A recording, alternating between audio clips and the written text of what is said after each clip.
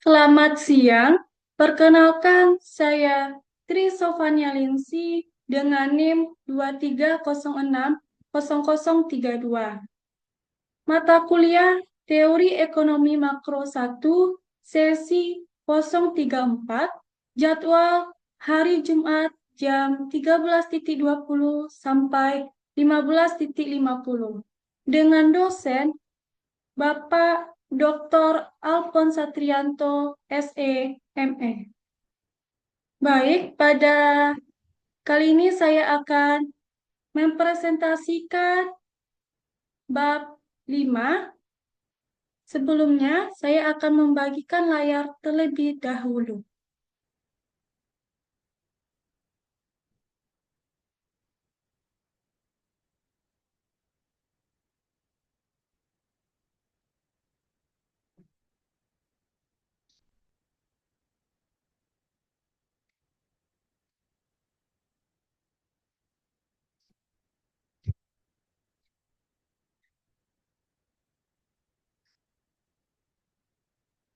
Bab 5. Materinya tentang perekonomian terbuka.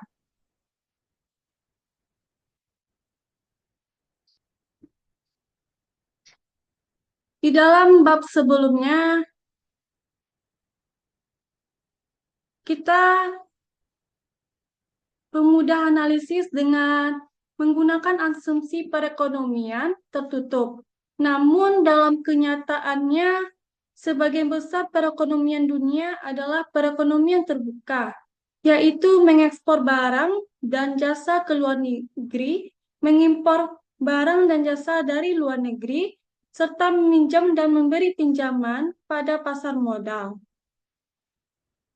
Dan pada bab ini, kita akan mempelajari tentang makroekonomi perekonomian terbuka.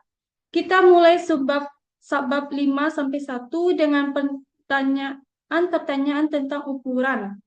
Untuk memahami sistem perekonomian terbuka, kita harus memahami variabel-variabel penting makroekonomi yang mengukur interaksi antar negara.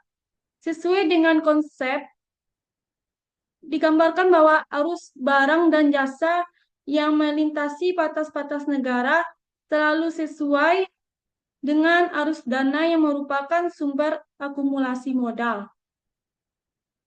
Pada subbab 5 sampai 52, kita kaji determinan dari arus dana internasional ini. Kita kembangkan sebuah model dari perekonomian terbuka kecil yang berkaitan dengan model perekonomian tertutup dalam bab 3. Model tersebut menunjukkan faktor-faktor yang menentukan apakah suatu negara merupakan negara donor atau negara pengutang di pasar dunia. Dan bagaimana kebijakan-kebijakan di dalam negeri dan luar negeri mempengaruhi arus modal dan barang. Pada subbab 5.3, kita perluas model untuk membahas harga di mana sebuah negara melakukan pertukaran di pasar dunia. Kita telah faktor-faktor yang menentukan harga barang domestik relatif terhadap harga barang-barang mancanegara. Selain itu, kita telah pula apa yang menentukan kurs perdagangan antar mata uang domestik dengan mata uang negara lain.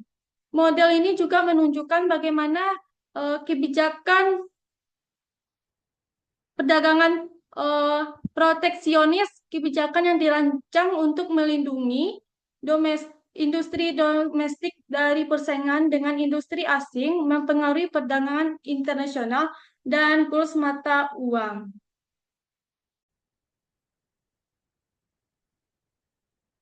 Lanjut, materi yang pertama, yaitu tentang arus modal dan barang internasional.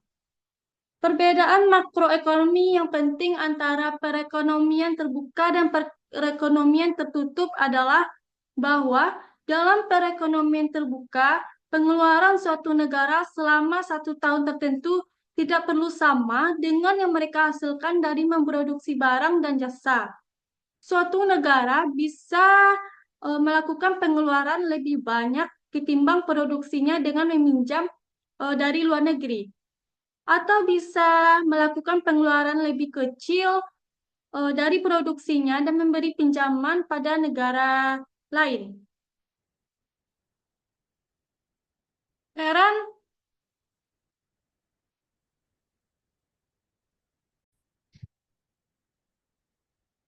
heran ekspor neto. Perhatikan pengeluaran atas output barang dan jasa dalam suatu perekonomian. Dalam perekonomian tertutup, seluruh output dijual di pasar domestik dan pengeluaran dibagi menjadi 3 komponen, yaitu konsumsi, investasi, dan belanja pemerintah.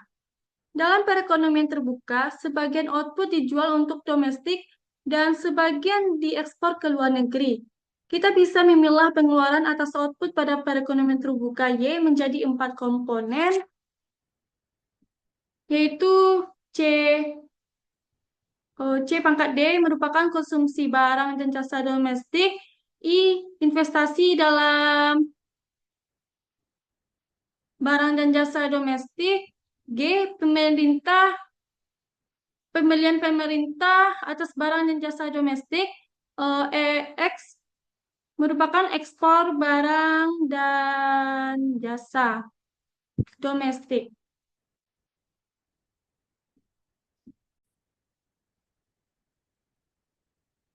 Pembagian pengeluaran menjadi 4 komponen tersebut ditunjukkan dalam identitas Y sama dengan C ditambah I ditambah G ditambah NX.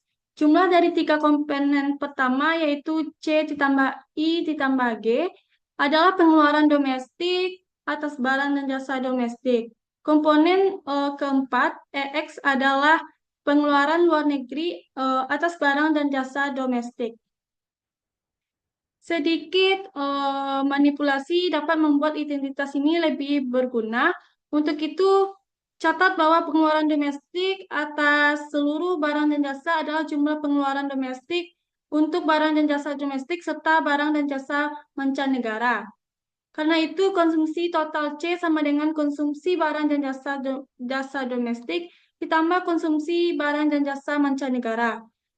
Investasi total sama dengan investasi dalam barang dan jasa domestik ditambah investasi dalam barang dan jasa mancanegara, dan belanja pemerintah total G sama dengan belanja pemerintah atas barang dan jasa domestik ditambah belanja pemerintah atas barang dan jasa mancanegara.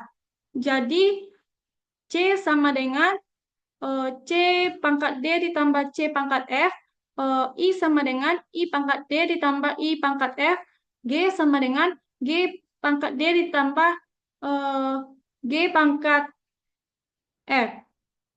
Kita substitusikan 3 persamaan tersebut ke dalam identitas. Y sama dengan C dikurang C pangkat I ditambah I dikurang I pangkat F ditambah G dikurang G pangkat F ditambah NX. Kita bisa ubah persamaan tersebut menjadi Y sama dengan C dikurang Y sama dengan C dikurang Y sama dengan C ditambah I ditambah G ditambah EX dikurang C pangkat F ditambah IF ditambah GF.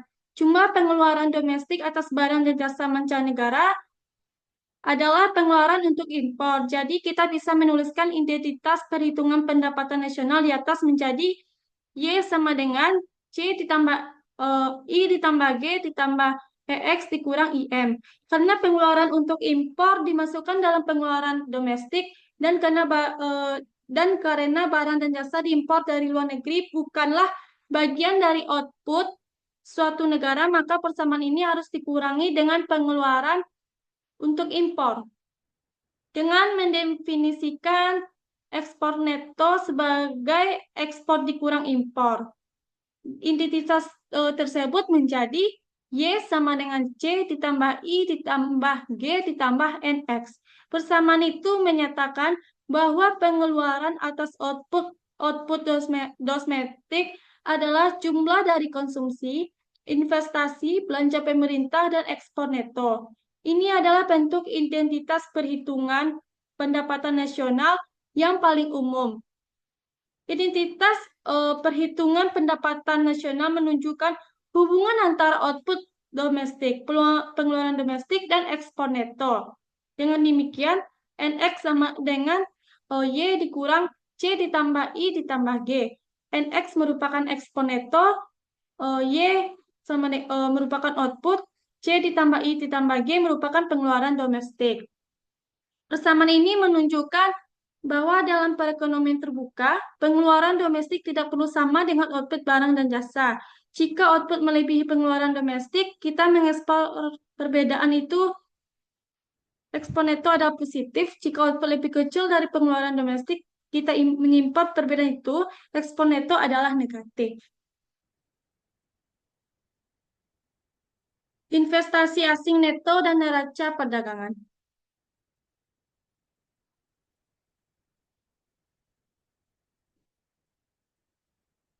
Kita mulai identitas pos pendapatan nasional, yaitu Y sama dengan C ditambah I ditambah G ditambah NX.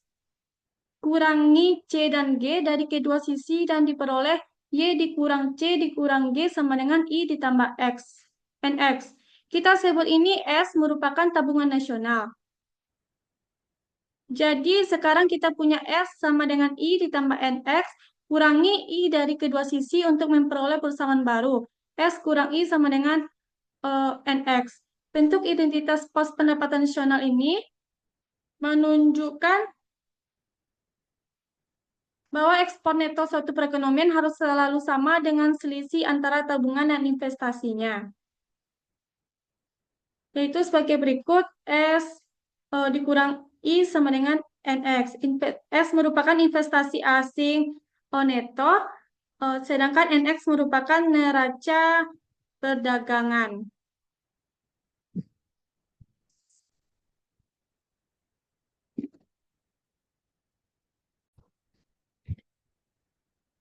Bentuk perhitungan pendapatan nasional ini menunjukkan bahwa ekspor neto suatu perekonomian harus selalu sama dengan selisih antara hubungan dan investasinya. Sisi sebelah kanan merupakan NX, merupakan ekspor neto dari barang dan jasa. Nama lain untuk ekspor neto adalah neraca perdagangan, karena menunjukkan bagaimana perdagangan barang dan jasa melenceng dari tolak ukur kesamaan ekspor dan impor. Sisi sebelah kiri dari identitas itu adalah selisih antara tabungan domestik dan investasi domestik, S kurang I yang disebut arus modal keluar, terkadang disebut juga investasi asing neto. Arus modal keluar neto adalah jumlah dana yang dipinjamkan oleh penduduk domestik ke luar negeri dikurangi dengan jumlah dana yang dipinjamkan orang asing kepada kita. Jika arus modal keluar neto kita positif, maka tabungan kita melebihi investasi dan kita meminjamkan kelebihannya kepada pihak asing. Jika arus modal keluar neto kita negatif, perekonomian mengalami arus modal masuk. Investasi melebihi tabungan dan perekonomian membiayai investasi ekstra ini dengan meminjam dari luar negeri. Jadi arus modal keluar neto ini mencerminkan arus dana internasional untuk membiayai akumulasi modal. Identitas perhitungan pendapatan nasional menunjukkan bahwa arus modal keluar neto selalu sama dengan neraca perdagangan, yaitu S kurang I sama dengan NX. S kurang I merupakan arus modal keluar neto, NX merupakan neraca perdagangan. Jika S kurang I dan NX adalah positif, kita memiliki surplus perdagangan. Dalam kasus ini, kita adalah negara donor di pasar uang dunia, dan kita mengekspor lebih banyak barang serta jasa daripada mengimpornya. Jika S kurang I dan NX adalah negatif, kita memiliki defisit perdagangan. Dalam hal ini, kita adalah negara pengutang di pasar uang dunia, dan kita lebih banyak mengimpor barang dan jasa daripada mengekspornya. Jika S kurang I dan NX adalah nol, kita dikatakan memiliki perdagangan berimbang karena nilai impor sama dengan nilai ekspor. Identitas perhitungan pendapatan nasional menunjukkan bahwa arus dana internasional untuk membiayai akumulasi modal serta barang dan jasa internasional adalah dua sisi mata uang yang sama. Di satu sisi, jika tabungan kita melebihi investasi kita, maka tabungan yang tidak diinvestasikan untuk domestik akan dipinjamkan kepada eh, pihak asing yang membutuhkan. Pihak asing membutuhkan pinjaman ini karena kita memberi mereka lebih banyak barang dan jasa daripada yang mereka berikan. Artinya, kita mengalami surplus perdagangan. Di sisi lain, jika investasi kita melebihi tabungan kita, kelebihan investasi harus dibiayai dengan meminjam dari luar negeri. Utang luar negeri ini memungkinkan kita mengimpor lebih banyak barang dan jasa daripada mengimpornya, yaitu kita mengalami defisit perdagangan. Perhatikan bahwa harus modal internasional beraneka macam bentuknya. Bentuk yang paling sederhana adalah mengasumsikannya sebagaimana telah kita lakukan bahwa ketika kita melakukan defisit perdagangan, negara lain akan memberikan kita pinjaman. Ini terjadi misalnya ketika Jepang beruang pada perusahaan-perusahaan Amerika Serikat atau pemerintahan Amerika Serikat, namun arus modal bisa terjadi dalam bentuk pihak asing membeli aset domestik. Misalnya, jika seorang warga negara Jerman dalam bentuk pihak asing membeli aset domestik, misalnya jika seorang warga negara Jerman membeli saham dari orang Amerika di Bursa Efek New York. Dalam kasus pihak asing meminjam dana domestik atau membeli aset domestik, pihak asing yang mendapatkan klaim atas pengembalian atau pembelian modal domestik. Dalam kedua kasus, pada akhirnya, pihak asing akan memiliki sebagian dari aset modal domestik.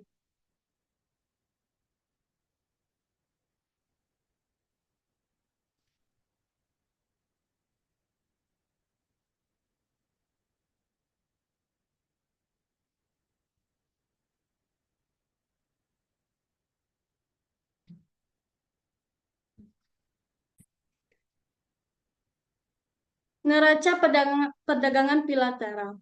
Neraca perdagangan bilateral antara dua negara berarti bahwa nilai apa yang satu dengan jual ke negara lain sama dengan nilai apa yang dibeli dari negara itu. Contohnya ada neraca perdagangan bilateral antara Amerika Serikat dan Cina. Jika Amerika Serikat membeli sepasang sepatu dari Cina seharga $300, tapi juga menjual jeans ke Cina seharga $300.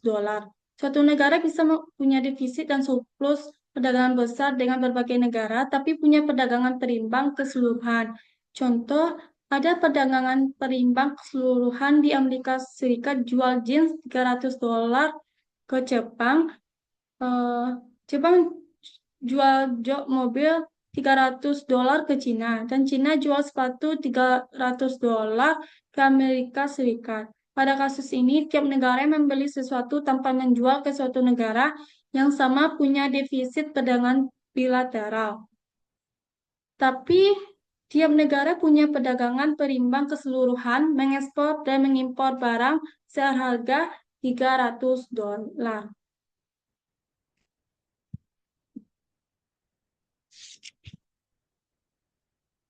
Baik, kita akan melanjutkan materi selanjutnya, yaitu tentang tabungan dan investasi dalam perekonomian terbuka kecil.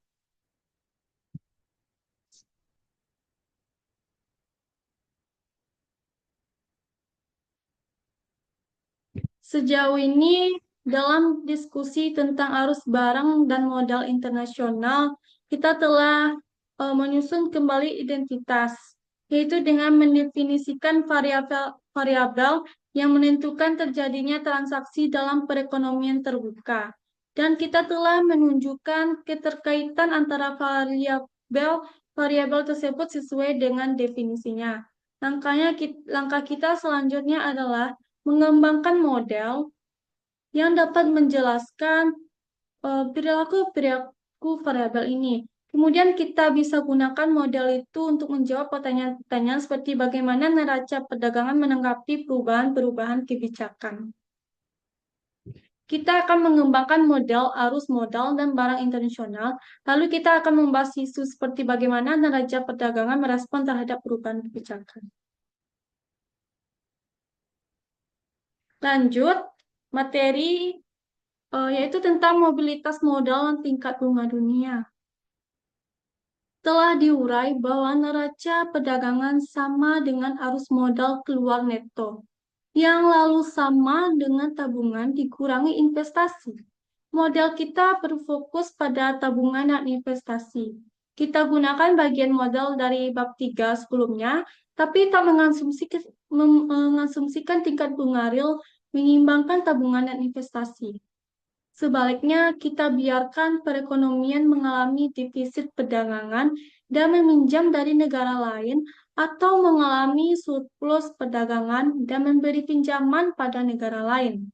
Misalnya, perekonomian terbuka kecil dengan mobilitas modal sempurna di mana tingkat bunga di dalamnya sama dengan tingkat bunga dunia R aksen dinotasikan R sama dengan R aksen. Dalam perekonomian tertutup, yang menentukan tingkat bunga adalah keseimbangan tabungan domestik dan investasi dan dunia, seperti perekonomian tertutup. Karenanya, keseimbangan tabungan dunia dan investasi dunia menentukan tingkat bunga dunia.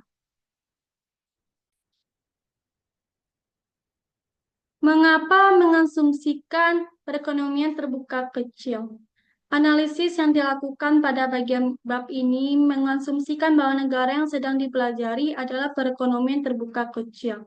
Pendekatan yang sama juga akan digunakan pada bab 12 nantinya, yang membahas fluktuasi jangka pendek pada perekonomian terbuka. Asumsi ini menimbulkan beberapa pertanyaan. T. Apakah asumsi perekonomian terbuka kecil dengan baik menggambarkan Amerika Serikat? Tidak, tentu saja tidak. Setidaknya tidak secara lengkap.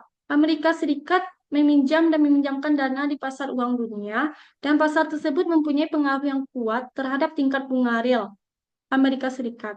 Namun akan terlebihan jika mengatakan bahwa tingkat bunga real Amerika Serikat hanya ditentukan oleh pasar uang dunia. Jadi, mengapa kita mengasumsikan perekonomian terbuka kecil? Beberapa negara seperti Kanada dan Belanda lebih baik bila dijelaskan dengan asumsi perekonomian terbuka kecil. Namun, alasan utama membuat asumsi ini adalah untuk mengembangkan pemahaman dan investasi bagi makroekonomi dalam perekonomian terbuka.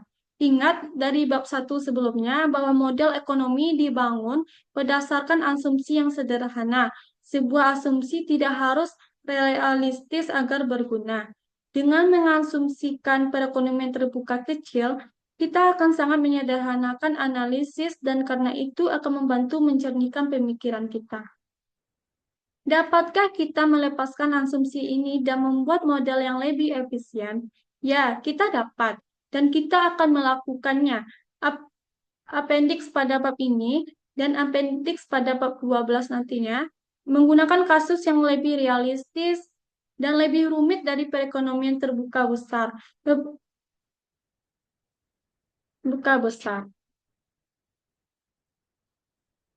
Lanjut materi selanjutnya tentang model.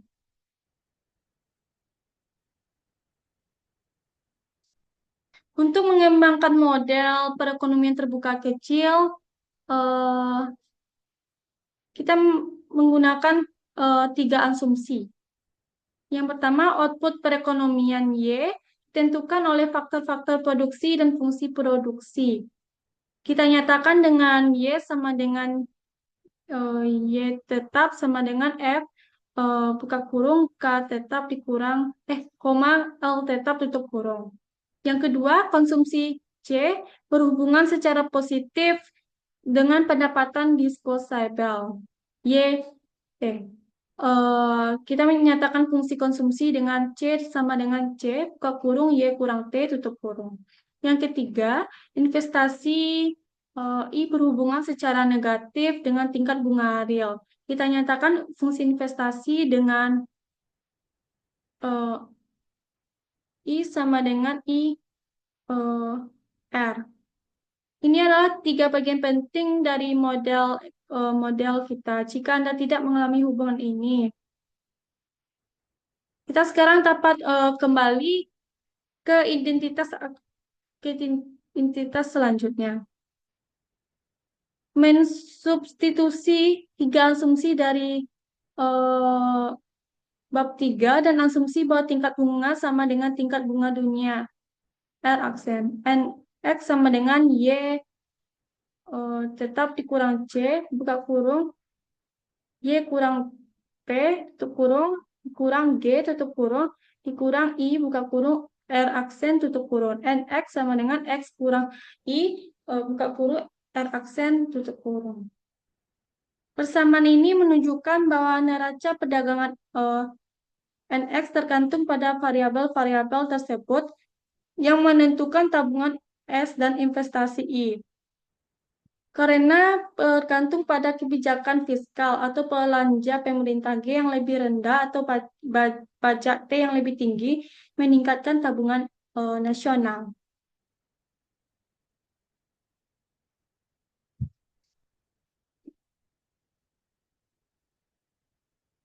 Dan investasi bergantung pada tingkat bunga real dunia, R-aksen atau tingkat bunga yang lebih tinggi, membuat beberapa proyek investasi menjadi tidak menguntungkan. Maka neraca perdagangan juga bergantung pada variabel-variabel tersebut. Pada bab 3, kita menggambarkan tabungan dan investasi sebagaimana dalam perekonomian tertutup yang dipelajari dalam bab 3, tingkat bunga real menyesuaikan diri untuk menyeimbangkan tabungan dan investasi, yaitu tingkat bunga real berada di perpotongan kurva tabungan dan investasi. Namun dalam perekonomian terbuka kecil, tingkat bunga real sama dengan tingkat bunga real dunia. Neraca perdagangan ditentukan oleh selisih antara tabungan dan investasi pada tingkat bunga dunia. Saat ini mungkin pertanyaan-tanya tentang mekanisme yang menyebabkan neraca perdagangan sama dengan arus modal keluar neto. Determinan arus modal mudah untuk dipahami. Ketika tabungan lebih kecil dari investasi, investor akan meminjam dari luar negeri. Ketika tabungan melebihi investasi, kelebihan itu akan dipinjamkan kepada negara lain. Namun hal apa yang mendasari negara yang melakukan impor dan ekspor mengambil tindakan yang menjamin bahwa arus pasar internasional dapat benar-benar menyamai arus modal internasional ini. Lanjut, bagaimana kebijakan mempengaruhi neraca perdagangan? Anggaplah bahwa perekonomian berada pada posisi perdagangan berimbang atau balance trade. Dengan kata lain, pada tingkat bunga dunia, investasi I sama dengan tabungan S dan ekspor neto sama dengan 0. Mari kita gunakan model kita untuk memprediksi dampak kebijakan di dalam luar negeri, di dalam dan luar negeri.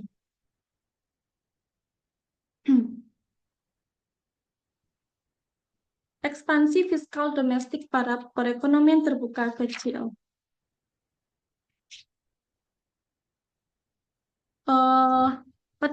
Kebijakan fiskal dalam negeri. Kebijakan fiskal dalam negeri. Pertama-tama perhatikan apa yang terjadi pada perekonomian terbuka kecil jika pemerintah menambah pengeluaran domestik dengan meningkatkan belanja pemerintah, kenaikan dalam G mengurangi tabungan nasional karena S sama dengan Y kurang C kurang G dengan tingkat bunga real dunia yang tidak berubah. Investasi akan tetap sama. Karena itu, tabungan menjadi lebih kecil daripada investasi dan sebagian investasi harus dibiayai dengan meminjam dari luar negeri karena NX sama dengan X kurang I, maka penurunan X akan menurunkan NX. Perekonomian sekarang mengalami defisit perdagangan. Logika yang sama juga berlaku untuk penurunan pajak. Pemotongan pajak akan mengurangi P, meningkatkan pendapatan disposable Y kurang T, mendorong konsumsi, dan mengurangi tabungan nasional. Meskipun sebagian dari perekonomian Meskipun sebagian dari pemotongan pajak berubah menjadi tabungan swasta, namun jumlah tabungan publik menurun sebesar jumlah pemotongan pajak. Secara total, tabungan akan menurun. Karena NX sama dengan X kurang I, maka pengurangan tabungan nasional akan mengurangi NX.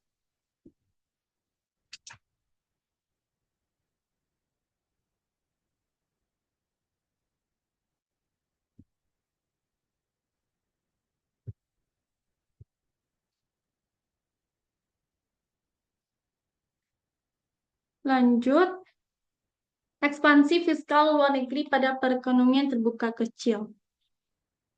Perhatikan apa yang terjadi pada perekonomian terbuka kecil ketika negara lain meningkatkan belanja pemerintahnya.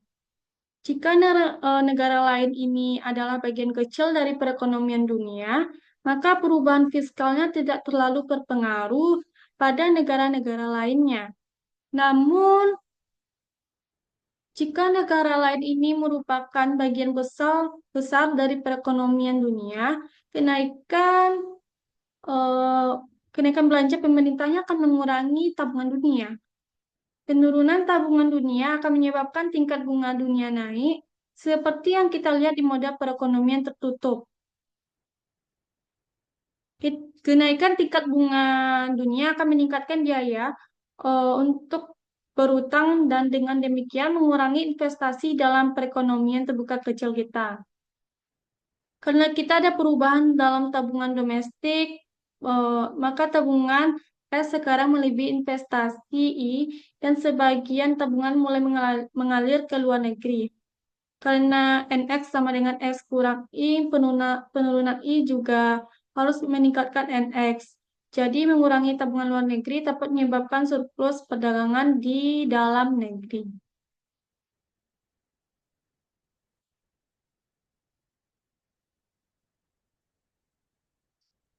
Pada gambar ini menunjukkan bagaimana perekonomian terbuka kecil yang dimulai dari perdagangan berimbang menanggapi ekspansi fiskal luar negeri. Karena perubahan kebijakan sedang terjadi di luar negeri, kurva tabungan dan investasi domestik tetap sama. Yang berubah hanyalah kenaikan tingkat bunga dunia dan R1 aksen menjadi R2 aksen. Neraca perdagangan adalah perbedaan antara schedule, tabungan dan investasi karena tabungan melebihi investasi di eh, I2 aksen terjadi surplus perdagangan. Jadi dimulai dari perdagangan berimbang kenaikan tingkat bunga dunia akibat ekspansi fiskal luar negeri menyebabkan surplus perdagangan. Lanjut, pergeseran kurva investasi pada perekonomian terbuka kecil. Perhatikan apa yang terjadi pada perekonomian terbuka kecil. Eh, Jika kurva investasi bergeser ke arah kanan, yaitu eh, jika permintaan terhadap barang-barang investasi pada setiap tingkat bunga meningkat. Pergeseran ini akan terjadi jika misalnya pemerintah mengubah undang-undang perpajakan untuk mendorong investasi dengan memberikan kredit pajak investasi. Pada gambar di sini menunjukkan dampak pergeseran skedul investasi pada tingkat bunga dunia tertentu. Investasi meningkat. Karena tabungan tidak berubah, sebagian investasi harus dibiayai dengan utang luar negeri. Modal mengalir masuk ke dalam perekonomian untuk membiayai peningkatan investasi sehingga arus modal keluar neto adalah negatif. Bedanya karena NX sama dengan X kurang I, kenaikan I menunjukkan penurunan NX. Jadi ini mulai dari perdagangan berimbang, pergeseran ke kanan. Akibatnya investasi melebihi tabungan, yang berarti perekonomian meminjam dari luar negeri dan mengalami defisit perdagangan. Lanjut, materi selanjutnya yaitu tentang course atau exchange rate.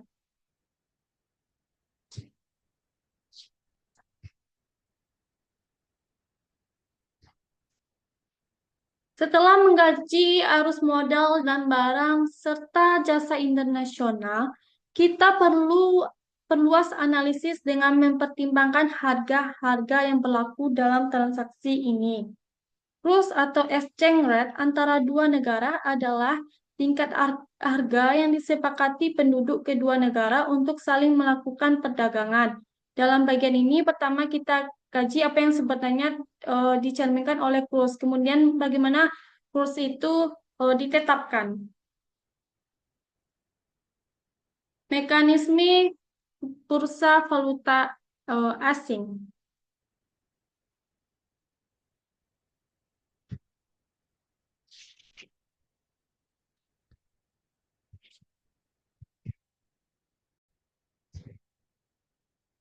Mekanisme bursa valuta asing.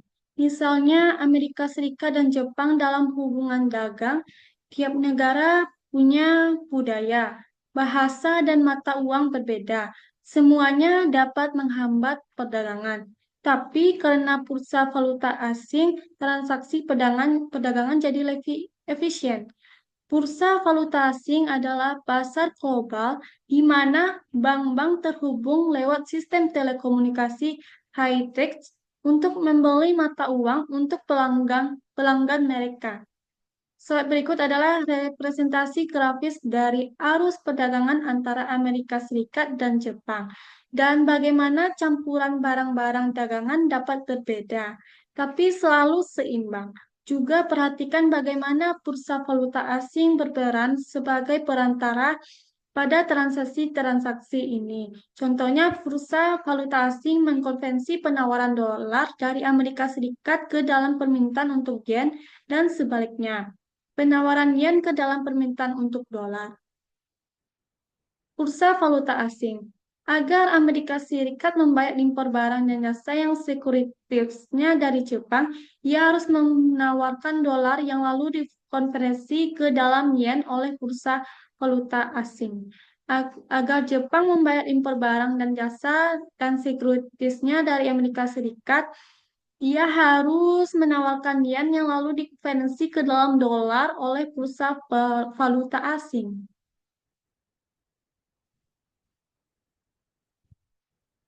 Kurs nominal dan real. Kurs antara dua negara adalah harga yang penduduk negara-negara tersebut tukarkan satu sama lain. Kurs nominal adalah harga relatif mata uang dua negara.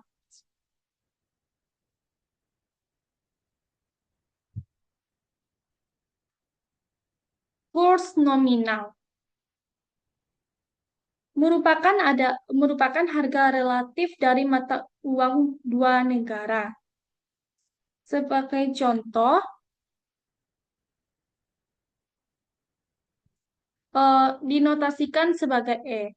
Sedangkan kurs real merupakan harga relatif dari barang-barang di antara dua negara.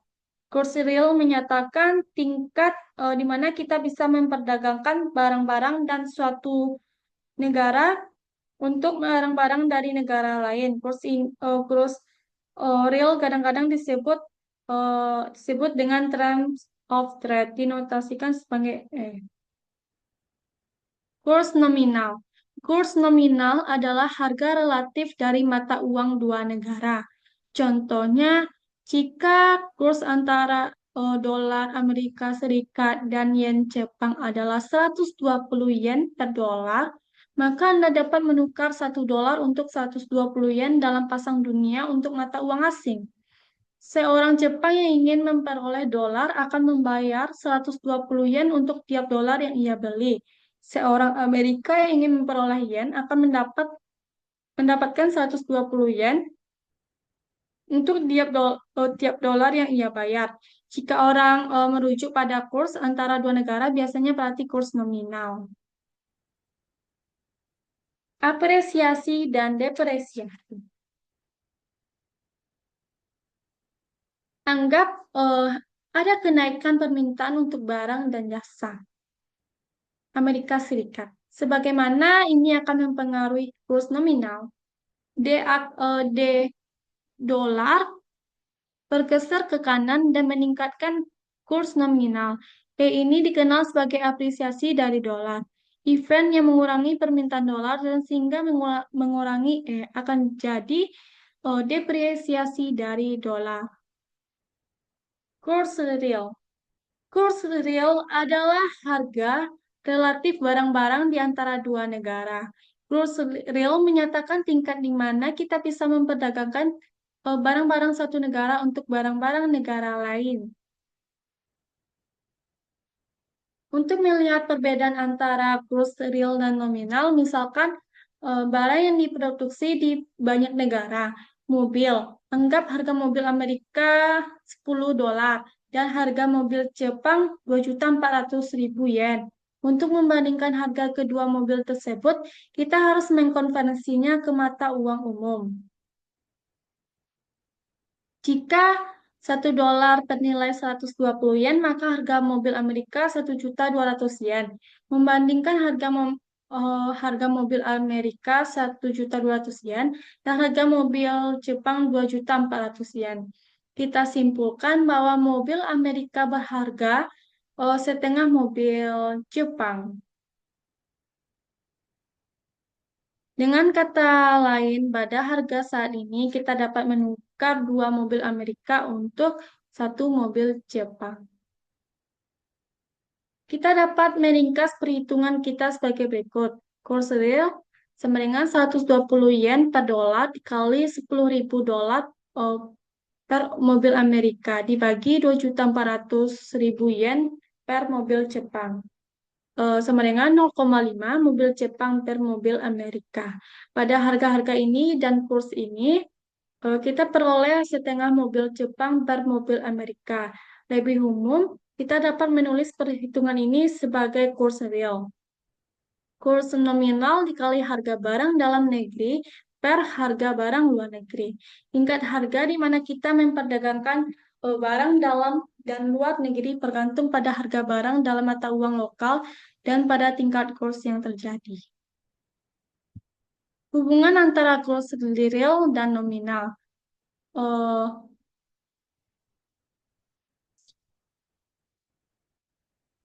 Yaitu E sama dengan E kali P per P aksen. Itu merupakan kurs real, E merupakan kurs nominal, P per P aksen merupakan rasio tingkat harga. Catat, P adalah tingkat harga domestik diukur dalam mata uang lokal dan P aksen adalah tingkat harga luar negeri diukur dalam mata uang asing. Kurs real antara dua negara dihitung dari kurs nominal dan tingkat harga di kedua negara. Jika kurs real tinggi, barang-barang luar negeri relatif murah dan barang-barang domestik relatif mahal. Jika kurs real rendah, barang-barang luar negeri relatif mahal dan barang-barang domestik relatif murah. Paritas daya beli. Bagaimana tingkat harga mempengaruhi kurs? Tidak ada. Semua perubahan pada tingkat harga suatu negara akan diserap penuh ke dalam kurs nominal. Ini adalah hukum satu harga yang diterapkan untuk pasar internasional. Paritas daya beli atau purchasing power parity menyatakan bahwa pergerakan kurs nominal terutama merefleksikan perbedaan tingkat harga negara-negara. Ini menyatakan bahwa jika arbitrase internasional dimungkinkan, maka $1 harus memiliki daya beli yang sama di setiap negara. Paritas daya beli tidak selalu berlaku karena beberapa barang tidak mudah diperdagangkan. Dan kadang barang dagangan tidak selalu merupakan substitusi sempurna. Tapi ini memberi alasan untuk berharap bahwa fluktuasi kurs real akan lebih kecil dan bersifat sementara. Hukum satu harga yang diterapkan di pasar internasional menyatakan bahwa eksponeto sangat sensitif terhadap perubahan kecil pada kurs real. Sensitivitas tinggi ini dicerminkan dengan kurva eksponeto yang sangat datar.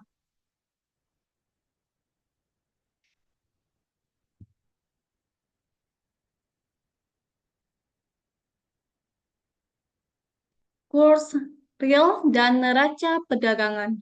Hubungan antara kurs real dan eksponeto adalah negatif.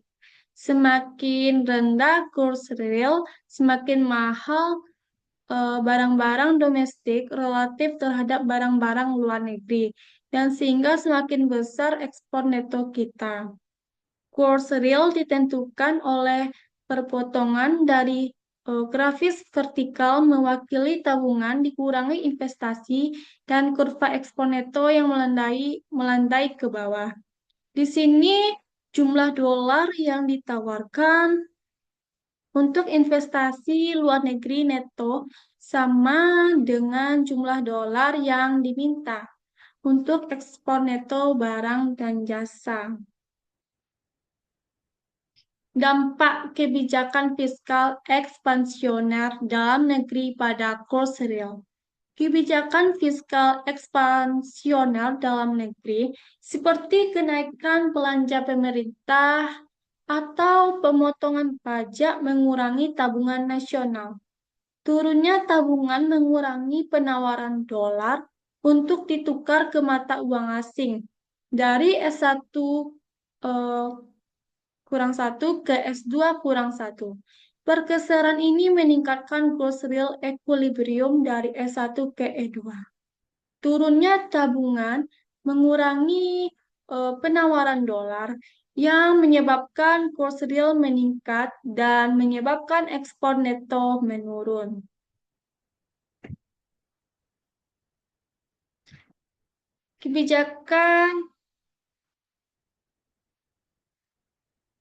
Dampak kebijakan fiskal luar negeri pada kurs real. Kebijakan fiskal ekspansioner luar negeri mengurangi tabungan dunia dan meningkatkan tingkat bunga dunia dari R1% ke R2%. Kenaikan tingkat bunga dunia mengurangi investasi dalam negeri yang lalu meningkatkan penawaran dolar untuk ditukarkan ke mata uang asing. Akibatnya, kurs real equilibrium turun dari E1 ke E2. Dampak kenaikan permintaan investasi pada kurs real. Kenaikan permintaan investasi meningkatkan jumlah investasi domestik dari I1 ke I2. Akibatnya, penawaran dolar untuk ditukarkan ke mata uang asing turun jadi S kurang 1 S kurang I1 ke S kurang I2. Turunnya penawaran ini meningkatkan kurs real equilibrium dari E1 ke E2.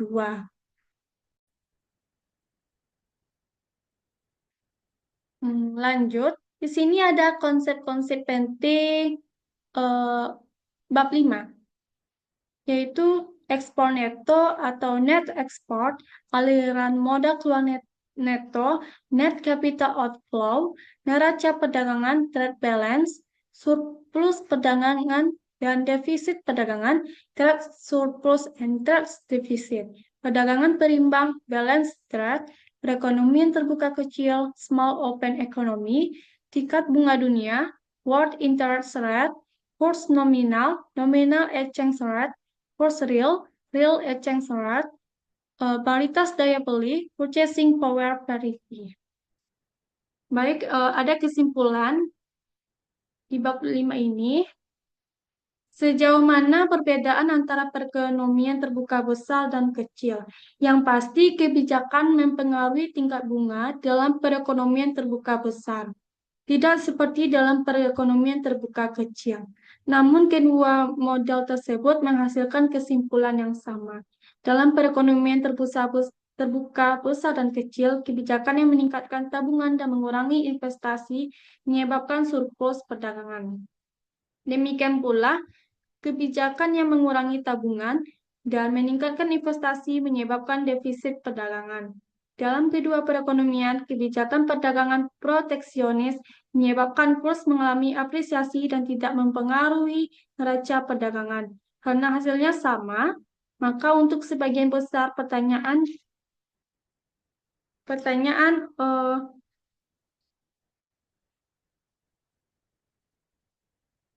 orang bisa menggunakan model yang lebih sederhana dari perekonomian terbuka kecil, meskipun perekonomian yang sedang dikaji sungguhnya tidak kecil. Baik, terima kasih.